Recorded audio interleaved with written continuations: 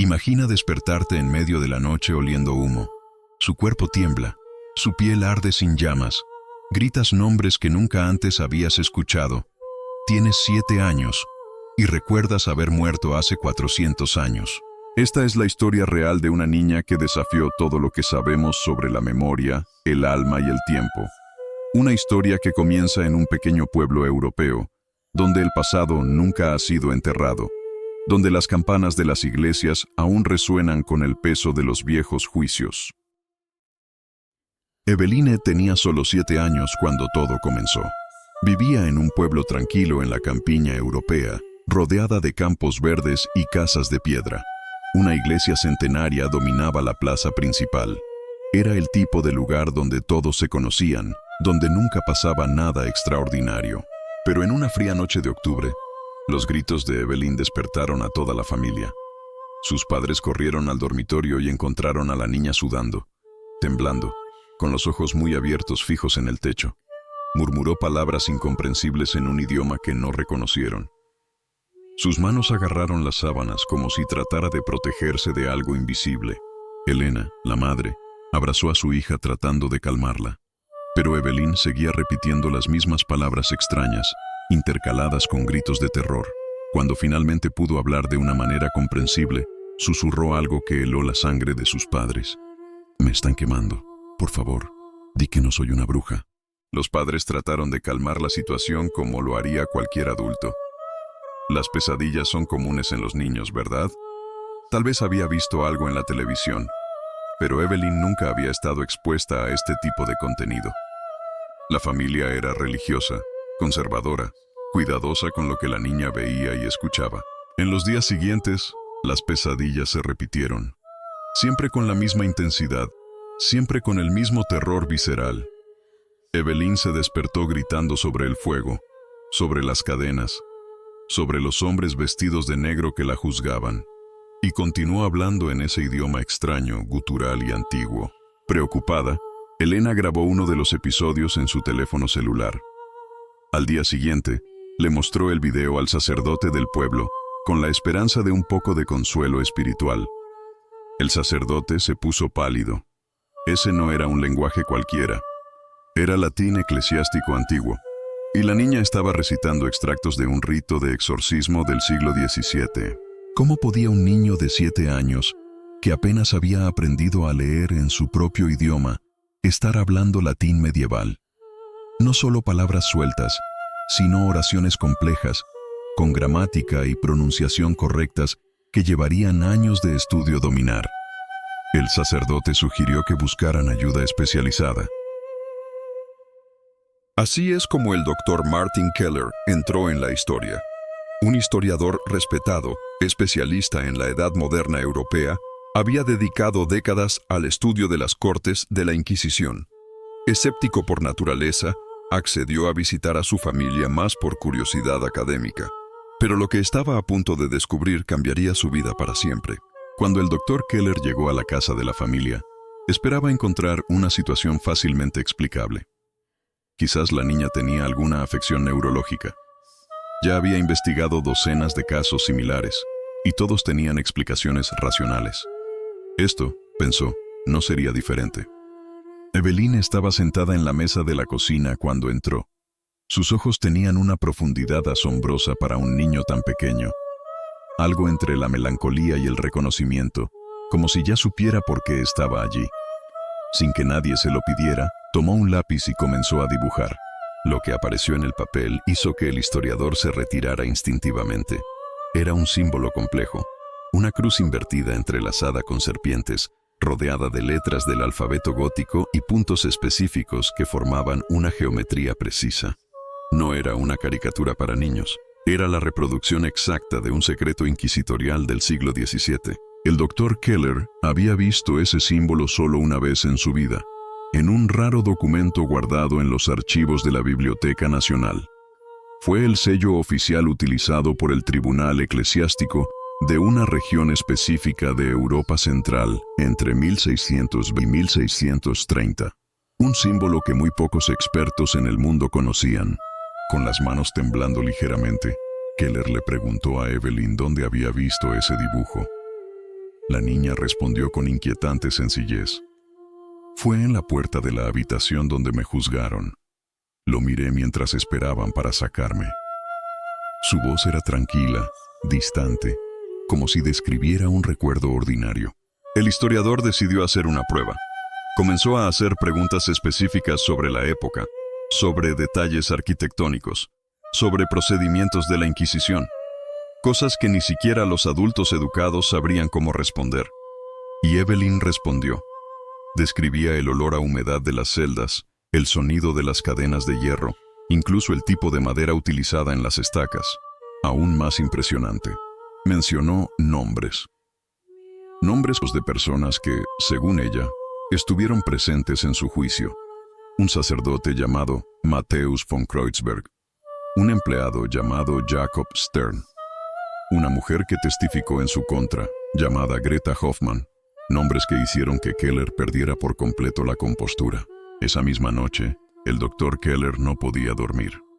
Pasó horas hurgando en sus propios archivos de investigación, revisando notas antiguas, haciendo referencias cruzadas. Al día siguiente, fue directamente a los archivos históricos de la iglesia local, una colección que conocía bien, pero que nunca había explorado por completo. Tomó 8 horas de búsqueda meticulosa.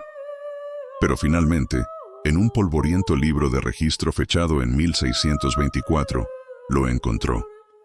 El juicio de una mujer acusada de brujería. El nombre de la acusada fue parcialmente borrado por el tiempo, pero aún era legible: Isolda. Y justo debajo, los nombres que Evelyn había mencionado. El documento describía en detalle el crimen por el que Isolda había sido condenada: práctica de artes oscuras, pacto con entidades demoníacas y posesión de textos prohibidos por la Santa Sede. La sentencia fue escrita con la frialdad burocrática de la época. Muerte en la hoguera, para ser ejecutado en la plaza principal. Fecha de ejecución: 3 de noviembre de 1624. Después del descubrimiento en los archivos, el doctor Keller regresó a la casa familiar con fascinación científica y profunda inquietud. Trajo consigo copias de los documentos históricos, pero ocultó los nombres y las fechas. Quería probar a Evelyn con más rigor. Lo que no esperaba era que la chica misma tomara la iniciativa. Tan pronto como lo vio, Evelyn dijo algo que lo dejó sin palabras. «Te enteraste de mí, ¿no? Sobre Isolda». No era una pregunta. Fue una declaración. Y luego comenzó a describir su vida como esa mujer, con detalles tan vívidos que se sentía como recuerdos de ayer, no de hace siglos. Habló de la casa donde vivía, un edificio de madera y piedra en las afueras del pueblo, con un jardín de hierbas medicinales que ella misma cultivaba. Describió el pozo del que sacaba agua, la chimenea donde cocinaba. Pero lo más inquietante fueron los detalles sensoriales, el olor a lavanda seca que colgaba del techo. Keller comenzó a escribir todo furiosamente. Como historiador, sabía que muchos de estos detalles podían verificarse a través de registros de época. Pero había algo más profundo allí. Evelyn no solo estaba recitando hechos, estaba reviviendo emociones. Le temblaban las manos mientras hablaba del día del arresto. Con lágrimas corriendo por su rostro, Evelyn narró cómo comenzó todo. Era una mañana de otoño cuando llamaron a su puerta. 3 hombres de la iglesia, acompañados por soldados, la acusaron de haber curado a un niño usando brujería. La verdad era que solo había usado hierbas y conocimientos transmitidos por su abuela. Describió la sensación de las cadenas colocadas en sus muñecas, el peso del hierro, el frío que se elevaba a través de sus brazos, la multitud que se reunió para ver su arresto, algunos con lástima, otros con odio en sus ojos, y Greta Hoffmann, su vecina, señalando con el dedo y gritando acusaciones cada vez más absurdas. El doctor Keller preguntó sobre el ensayo. La niña cerró los ojos y su respiración se volvió pesada. Me hicieron sentarme en una silla de madera en el centro de la habitación. Había una mesa larga donde estaban sentados los hombres de negro. El padre Matthäus estaba leyendo preguntas de un libro grande. Ni siquiera me miró. En este punto, es importante comprender lo que dice la ciencia sobre casos como este. Los fenómenos de memoria de vidas pasadas han sido documentados durante décadas, especialmente por el trabajo del psiquiatra Ian Stevenson, quien ha estudiado más de 3.000 casos en todo el mundo. Los niños de entre 2 y 7 años son los que más reportan estos recuerdos. Lo que hace que el caso de Evelyn sea particularmente notable es la especificidad de los detalles verificables. En la investigación de Stevenson, solo un pequeño porcentaje de casos incluía información que podría confirmarse históricamente. Pero cuando lo hizo, la tasa de precisión fue estadísticamente imposible de explicar por casualidad. Además, existe el fenómeno de la xenoglosia, cuando alguien habla un idioma que nunca ha estudiado. El latín eclesiástico que recitó Eveline era extremadamente específico, con variaciones regionales del siglo XVII. Era la versión exacta utilizada por la Inquisición en esa región. ¿Cómo es esto posible? La confirmación más inquietante vendría de una fuente completamente inesperada: el propio cuerpo de Evelyn. Durante una de las sesiones con el Dr. Keller, Helena mencionó que su hija tenía una marca de nacimiento peculiar en el hombro derecho, una mancha rojiza de forma irregular que había estado allí desde su nacimiento. Cuando el historiador pidió ver, sintió un escalofrío recorrer su columna vertebral. La marca tenía aproximadamente 2 pulgadas de diámetro, con una forma que se asemejaba a una quemadura antigua. Pero lo que realmente lo sorprendió fue la ubicación exacta. Corrió a sus notas, buscando un detalle específico de los archivos de la Inquisición. Allí estaba, en el informe de ejecución de Isolda, escrito con la meticulosa letra del secretario Jacob Stern. La condenada tenía una herida en el hombro derecho, resultado de la resistencia durante su encarcelamiento, donde fue golpeada por un soldado mientras intentaba escapar. La ubicación, el tamaño, incluso la forma coincidían perfectamente. Los casos de marcas de nacimiento correspondientes a lesiones de supuestas vidas pasadas no son tan raros como uno podría pensar.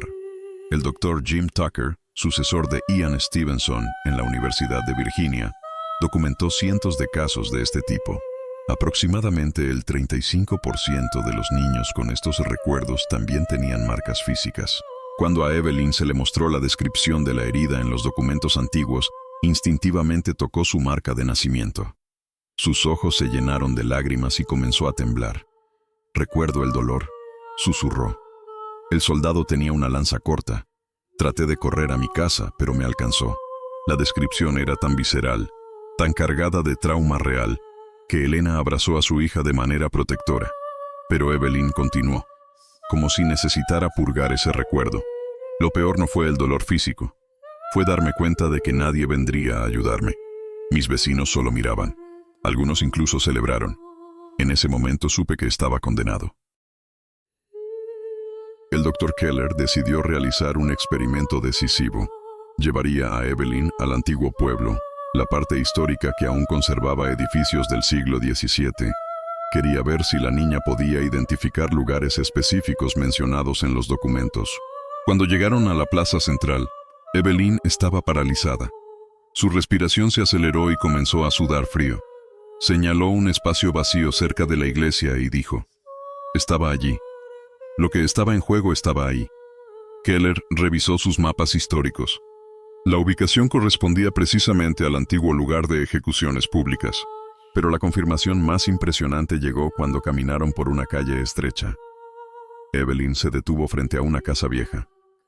«Esta era mi casa», dijo con absoluta certeza. La puerta era más pequeña, la ventana tenía persianas rojas y había una piedra suelta en el tercer escalón. El propietario actual confirmó durante la renovación que encontraron precisamente eso. En este punto, el Dr. Keller ya no era un escéptico. Se enfrentaba a algo que desafiaba todas sus convicciones científicas. Cada prueba, cada verificación, solo confirmaba lo imposible. Esa niña llevaba recuerdos auténticos de una vida que terminó hace 400 años. Pero la historia apenas comenzaba a revelar sus capas más profundas. Era inevitable que una historia tan extraordinaria se filtrara más allá de ese pequeño pueblo. Un periodista local escuchó rumores sobre la niña que hablaba latín y conocía detalles históricos imposibles. Inicialmente escéptico, se acercó al Dr. Keller para una entrevista. El historiador decidió que era hora de dar a conocer el caso. La primera historia fue publicada en un periódico regional. Niña de 7 años afirma haber sido quemada como bruja en vidas pasadas. En 48 horas, la historia se había extendido por toda Europa.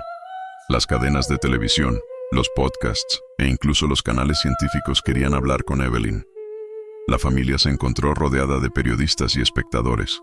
Elena estaba aterrorizada por la exposición. Temía que toda esa atención pudiera lastimar a su hija. Pero Eveline tenía una extraña madurez sobre la situación. La gente necesita saberlo, dijo. No para mí, sino para Isolda. Murió siendo llamada bruja. Tu historia debe contarse correctamente. La comunidad científica reaccionó con un escepticismo predecible. Los psicólogos han especulado sobre la memoria falsa inducida por la memoria. Los neuropsiquiatras han sugerido trastornos disociativos. Sin embargo, cada experto que realmente investigó el caso personalmente salió con más preguntas que respuestas. Los detalles eran demasiado específicos para fabricarlos. Fue durante este periodo de exposición mediática que los fenómenos que rodearon a Evelyn comenzaron a intensificarse de manera inquietante. Ya no eran solo pesadillas y recuerdos. Los objetos de la casa comenzaron a comportarse de una manera inexplicable. Velas encendidas solas. La temperatura en ciertas habitaciones bajó drásticamente sin razón aparente. Elena juró que escuchaba voces por la noche, susurros en latín que parecían provenir de las propias paredes. El padre de Evelyn, un hombre pragmático, se despertó una mañana y encontró todas las páginas de la Biblia familiar abiertas en el libro de Job, el texto sobre el sufrimiento injusto. Nadie había tocado el libro. Aún más inquietante, Evelyn comenzó a tener episodios en los que parecía que ya no estaba presente. Sus ojos estaban vidriosos, su voz cambió de tono, volviéndose más profunda y áspera. En esos momentos, hablaba como si fuera realmente Isolda, una mujer adulta del siglo XVII.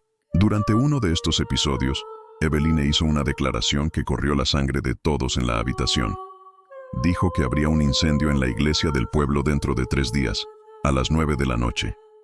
Sería en el campanario, comenzando exactamente donde se instalaron las campanas. El fuego siempre vuelve, murmuró. Lo que se quemó quiere volver a arder.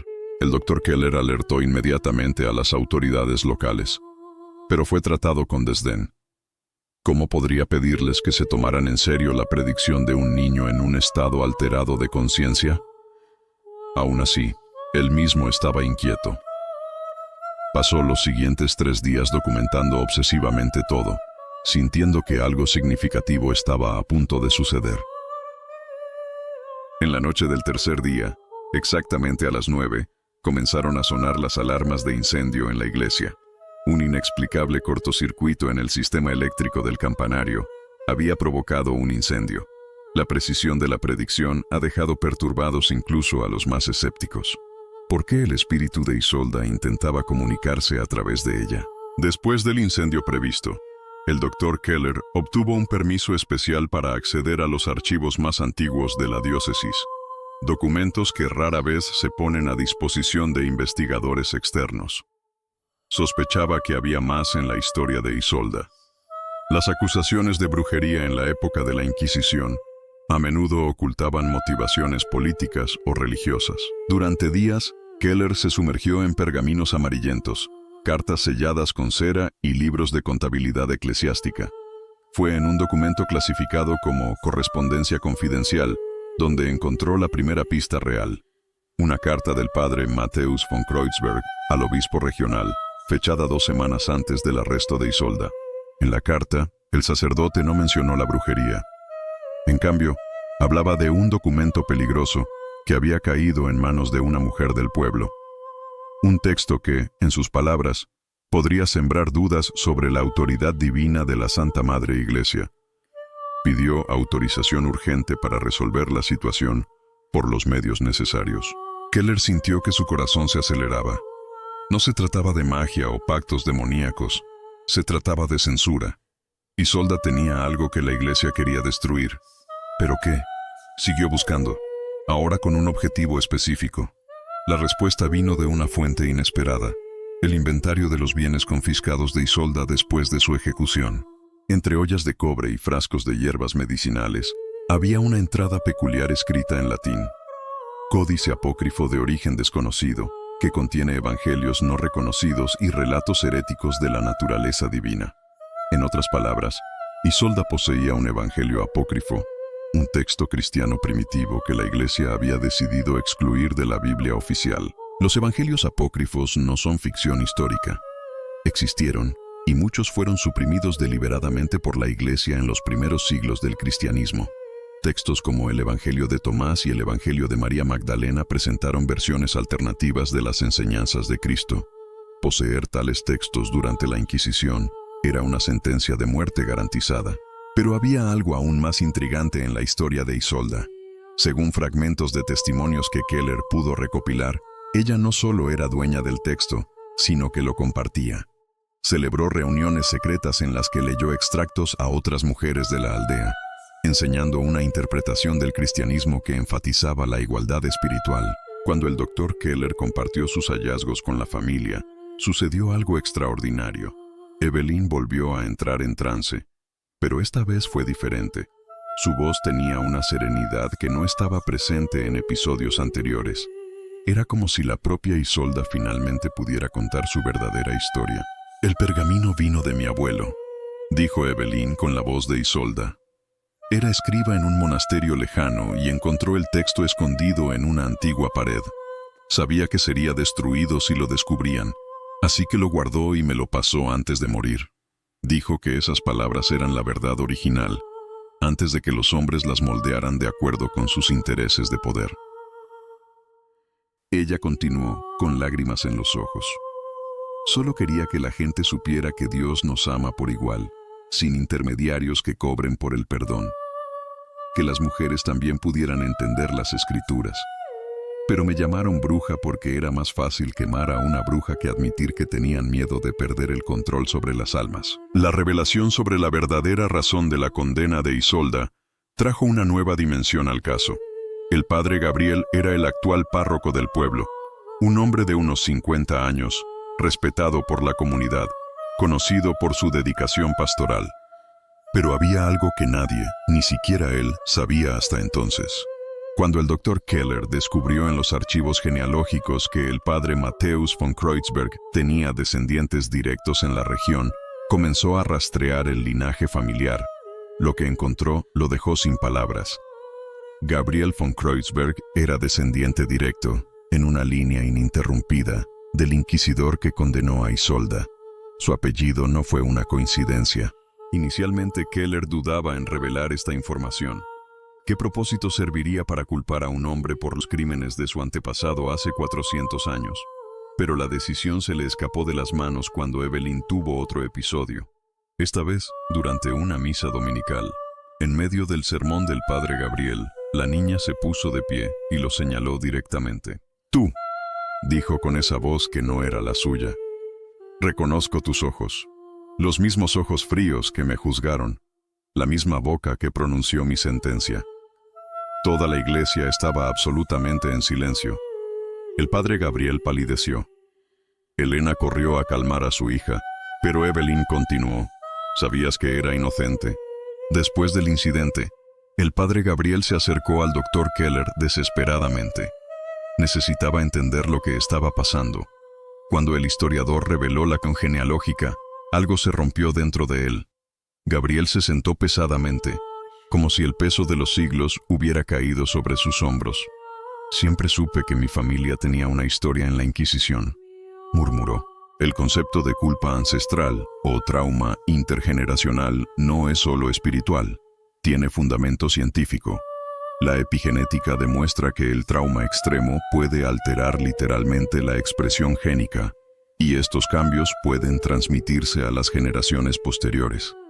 Los estudios de los descendientes de los sobrevivientes del Holocausto han mostrado cambios medibles». Gabriel comenzó a tener sus propios recuerdos perturbadores. Sueños recurrentes en los que estaba en una sala de audiencias medieval, pronunciando sentencias. Me desperté con un sentimiento de culpa abrumadora, sin entender por qué. Ahora todo tenía sentido. Pero la pregunta que lo atormentaba era, ¿cómo podría expiar un crimen que técnicamente no cometió?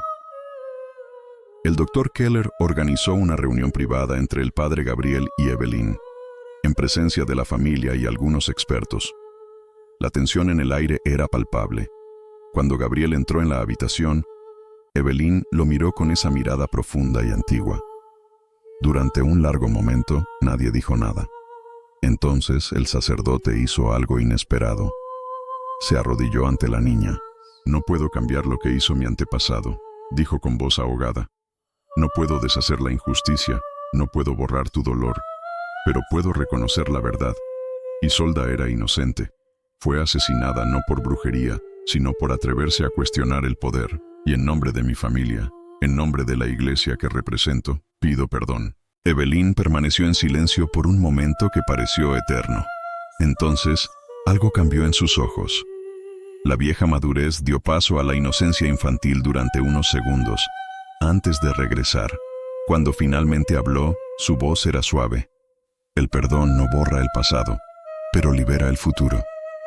Y luego sucedió algo que nadie esperaba. El momento en que Evelyn pronunció las palabras sobre el perdón y la liberación marcó un cambio palpable en la atmósfera de la habitación. Era como si una tensión invisible que había estado presente durante meses finalmente hubiera comenzado a disolverse. El padre Gabriel se puso de pie lentamente, con los ojos aún húmedos, pero había algo diferente en su expresión.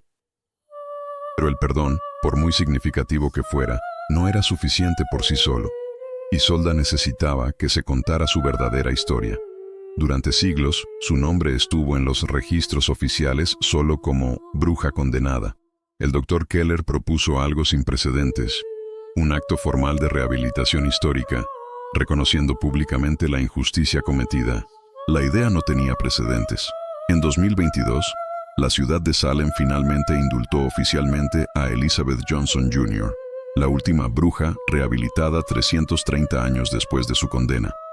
En varios países europeos, las comisiones históricas han revisado los juicios por brujería, pero hacerlo guiado por los recuerdos de un niño reencarnado sería único. El padre Gabriel abrazó la causa con renovado fervor.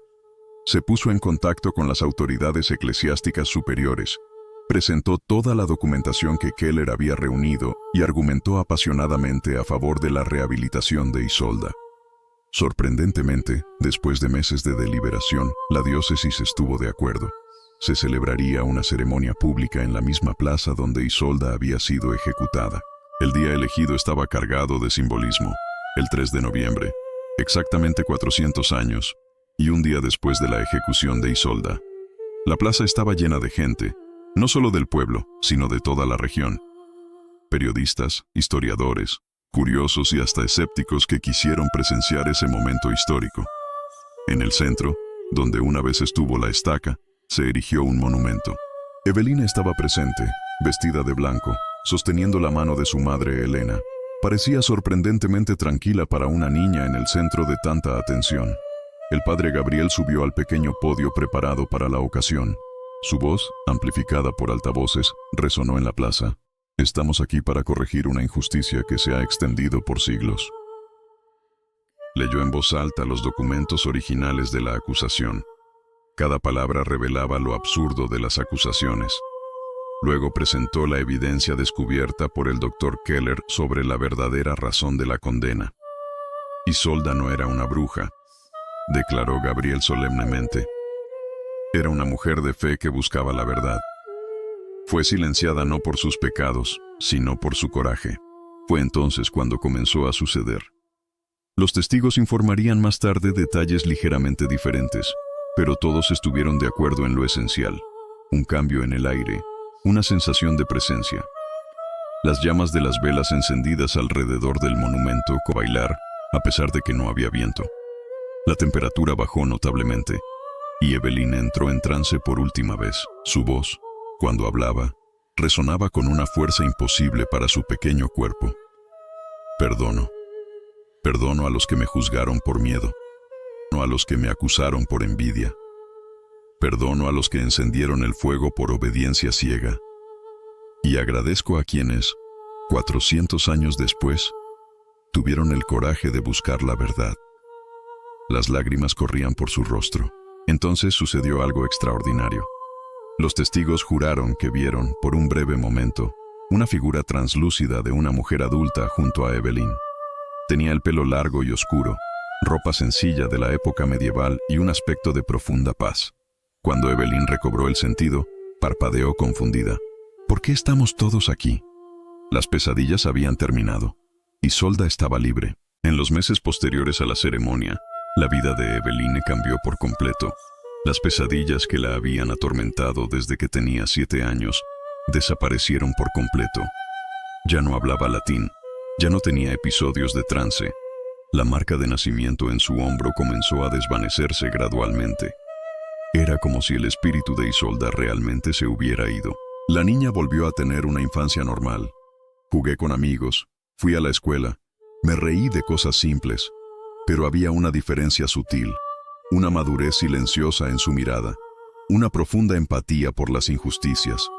Había llevado el peso de un alma vieja y había dejado marcas invisibles pero profundas. Elena, tu madre, también ha cambiado. La experiencia la había transformado de una mujer religiosa convencional en alguien que cuestionaba y buscaba. Comenzó a estudiar la historia medieval, los casos de reencarnación y la espiritualidad de una manera más profunda. Vivir esto me ha enseñado que hay mucho más entre el cielo y la tierra de lo que nuestra comprensión limitada puede alcanzar, dijo. El padre Gabriel encontró renovación en su fe. La experiencia lo liberó de una culpa ancestral que ni siquiera sabía que llevaba.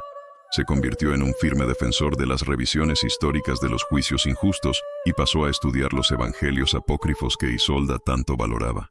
Descubrí que mi fe es más fuerte, cuestiono, explicó. El caso de Evelyn e Isolda ganó repercusión mundial.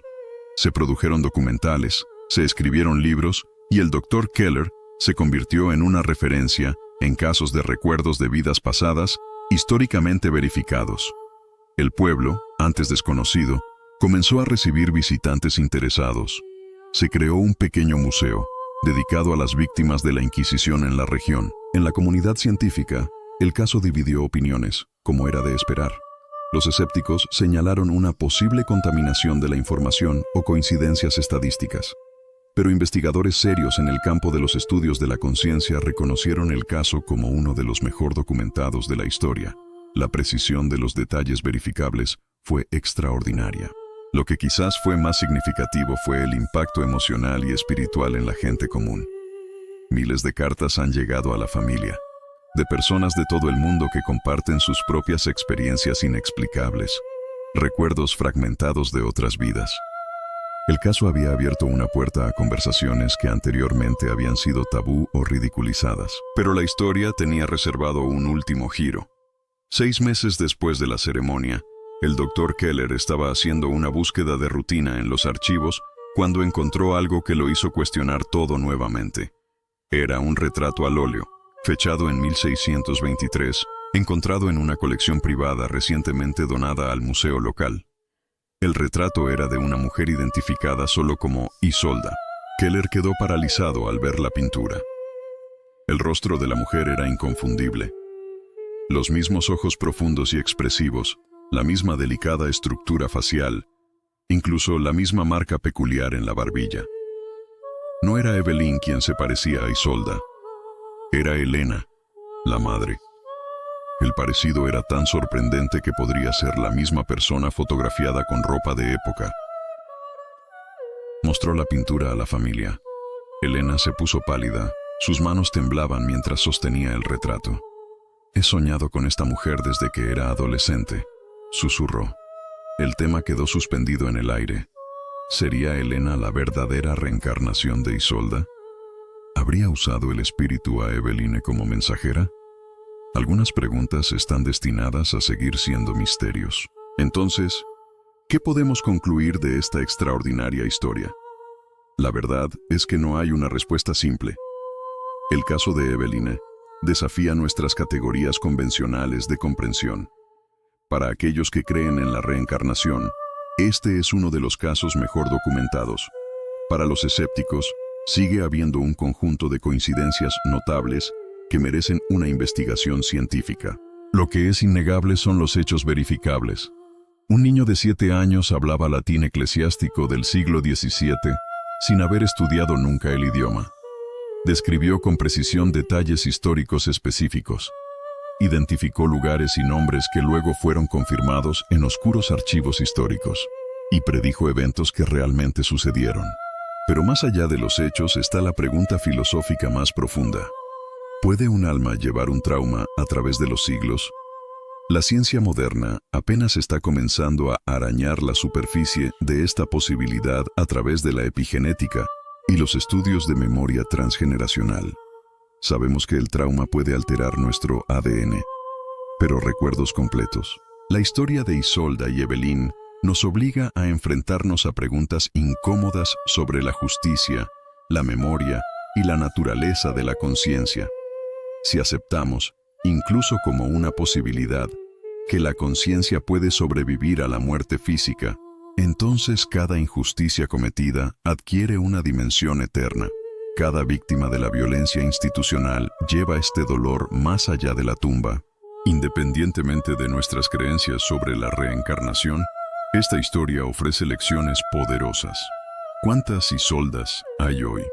¿Cuántas personas son silenciadas por desafiar las narrativas oficiales, por cuestionar los poderes establecidos, por buscar verdades incómodas? La dinámica de la opresión cambia de forma, pero la esencia sigue siendo inquietantemente similar. El coraje del padre Gabriel al reconocer y pedir perdón por los crímenes de sus antepasados también nos enseña algo vital. No podemos cambiar el pasado, pero podemos elegir cómo nos relacionamos con él. Podemos perpetuar ciclos de negación, o podemos tener el coraje moral de reconocer las injusticias históricas y trabajar para garantizar que no se repitan. El caso también nos recuerda la importancia de escuchar. Si los padres de Evelyn hubieran descartado sus pesadillas como mera imaginación, si el doctor Keller no hubiera investigado seriamente, esta historia de 400 años de antigüedad habría permanecido enterrada. ¿Cuántas voces ignoramos a diario porque no se ajustan a nuestra cómoda visión de la realidad? Hoy, en la plaza central del pueblo, hay un monumento permanente dedicado a Isolda y a todas las víctimas de la Inquisición. Es una escultura de bronce que representa a una mujer sosteniendo un libro abierto, que simboliza el conocimiento y la libertad. Alrededor de la base están grabados los nombres de todas las personas ejecutadas en esa región. Hay 37 nombres. Pero hay algo peculiar en el monumento que pocos notan. En las noches sin luna, algunos residentes juran que las letras grabadas en el bronce brillan débilmente, como si estuvieran iluminadas desde adentro. Las velas que quedan al pie de la estatua se encienden solas de vez en cuando. Y hay informes de personas que, cuando tocan el libro de bronce, sienten una extraña sensación de paz. En cuanto a Evelyn, creció siendo una adolescente normal, pero a veces cuando nadie está mirando, visita el monumento y toca suavemente el libro de bronce. Y por un breve momento, sus ojos adquieren esa antigua profundidad. Luego sonríe y vuelve a ser solo una niña. Algunas almas llevan recuerdos que trascienden el tiempo. Esta fue la historia de Evelyn, Isolda, y una conexión que abarcó 400 años. Una historia sobre la injusticia, la memoria, el perdón y la eterna pregunta sobre la naturaleza del alma. Cree en él como quieras, pero nunca olvides sus lecciones sobre el coraje, la verdad y la justicia. Si esta historia te ha impactado, si te ha hecho cuestionar o reflexionar, suscríbete al canal y activa la campana para no perderte otras historias extraordinarias que desafían nuestra comprensión de la realidad. Comparte en los comentarios. ¿Crees en la reencarnación? ¿Has tenido una experiencia que no puedes explicar? Y recuerda, la historia está llena de voces silenciadas esperando ser escuchadas. Tal vez seas el próximo en dar voz a una verdad olvidada. Hasta la próxima historia. Y que tus recuerdos, de esta vida o de otras, te guíen siempre hacia la justicia y la verdad.